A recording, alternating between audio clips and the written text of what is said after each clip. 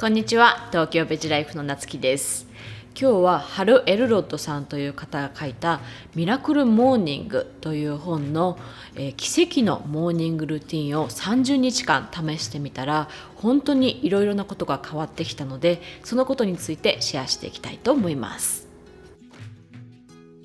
いろいろな自己啓発の本の中で成功者の習慣というものが紹介されていると思うんですけれども、ミラクルモーニングはその中で、効果が高いんではないかっていうものを早起きして全部やってしまおうという面白い考え方で、6つの習慣からなるモーニングメソッドについての本です。著者自身、若い時に大きな交通事故に遭って生死をさまよって、そして帰ってきた時に医師にもう二度と歩けないだろうっていうふうに宣告されたり、リーマンショックの時には多額の負債を抱えたり、そして直近では数年前に、がんになって難病になって生き残る確率は 20% から 30% だろうというふうに医師に宣告されたり、これまでにいろいろな困難を乗り越えてきています。そんな著者が推奨するモーニングルーティンのベースとなっているのは、自分がなれるベストなバージョンの自分になることを目指すということです。そしてベストなバージョンの自分になれるかどうかっていうのは、どんな選択をしてどんな行動をしていくかによって決まっていくということなんですね。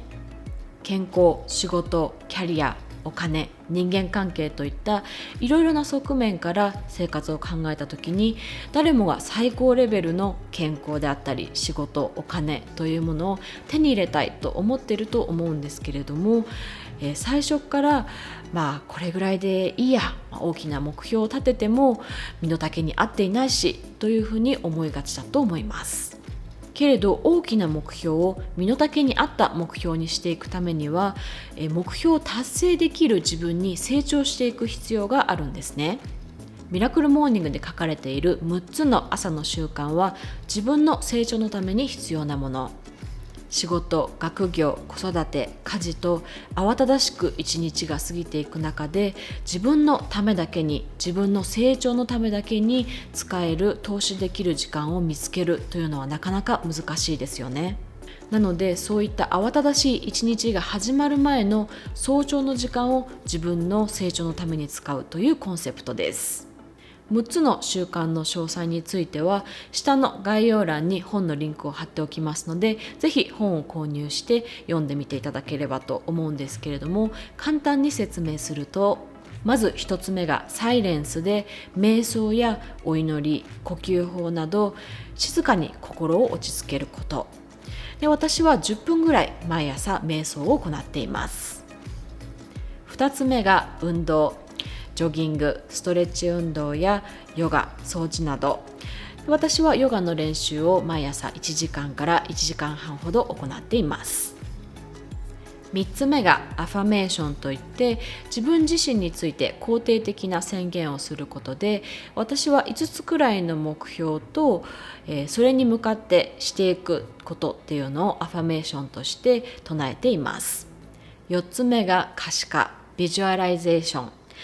イメージングというふうにも言ったりしますが、なりたい自分を想像していくことで、私の場合は少し先の自分の姿を想像したり、その日に大事な予定があるときはベストなパフォーマンスをしている姿を想像したりします。5つ目がジャーナリングで、日記や思っていることなどを書き留めることで、私は紙ではなく Google Keep に体重、食べたもの、考えていること、感じていることを書くほかに、その日やその週にしなくてはいけないことをリスト化して整理しています。6つ目が読書で、私の場合は自分の成長につながるような本、勉強したいと思っている分野の本などを10分から20分、時間に余裕のあるときは30分ほど読んでいます。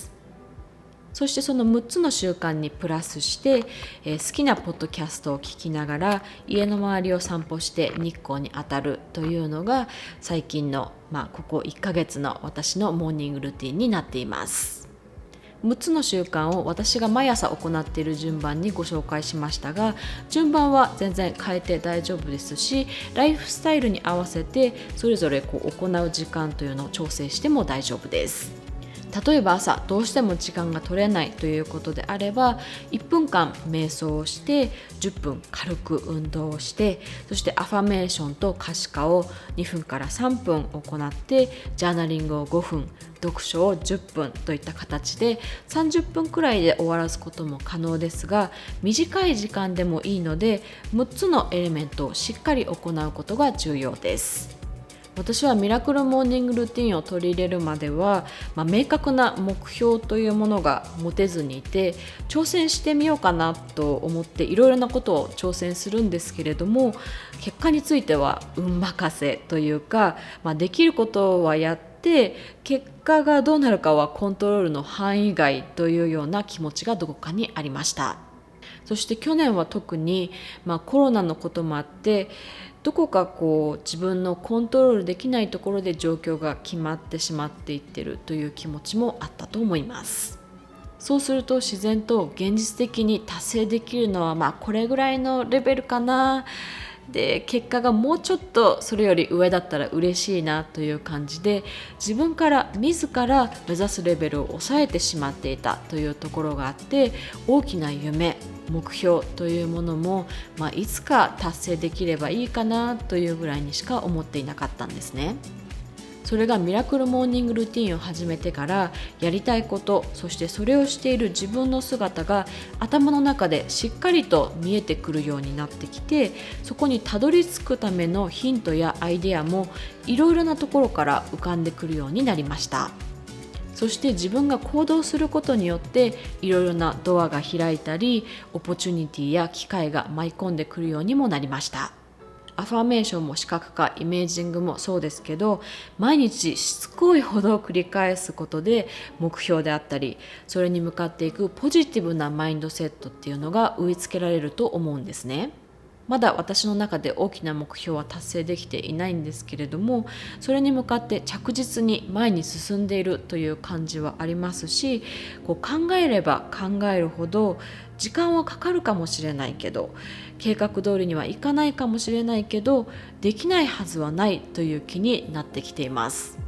毎朝早く起きて6つのいろいろなことをするのは大変めんどくさいと思われるかもしれないんですけれども、そう思う人が 90% ぐらいで、実際にちょっとやってみようかなという人が 10% ぐらい、そしてその中で実際に継続できる人が 5% だけだとすると、そういったモーニングルーティンを習慣づけることで95% の人よりも自分の成長に日々投資できているということになるので、それだけいわゆる成功、成功の定義っていうのはいろいろあると思いますけれども、なりたい自分に近づけるのではないでしょうか。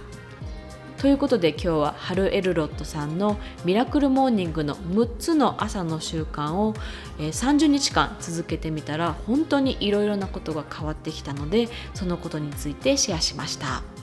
今週水曜日配信の動画でお伝えした通り、朝 Zoom で集まってメディテーションとヨガの太陽礼拝を行うチャレンジを今月1ヶ月間行っていますので、早起きのきっかけが欲しい、他の人と一緒であればできるかもしれないという方は、来週からでもいいのでぜひご参加ください。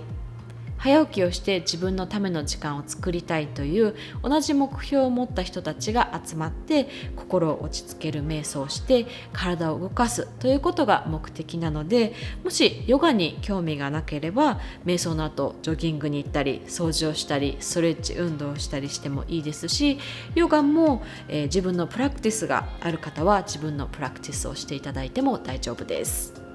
詳細お申し込みは下の概要欄のリンクからご覧ください。それでは See you next time!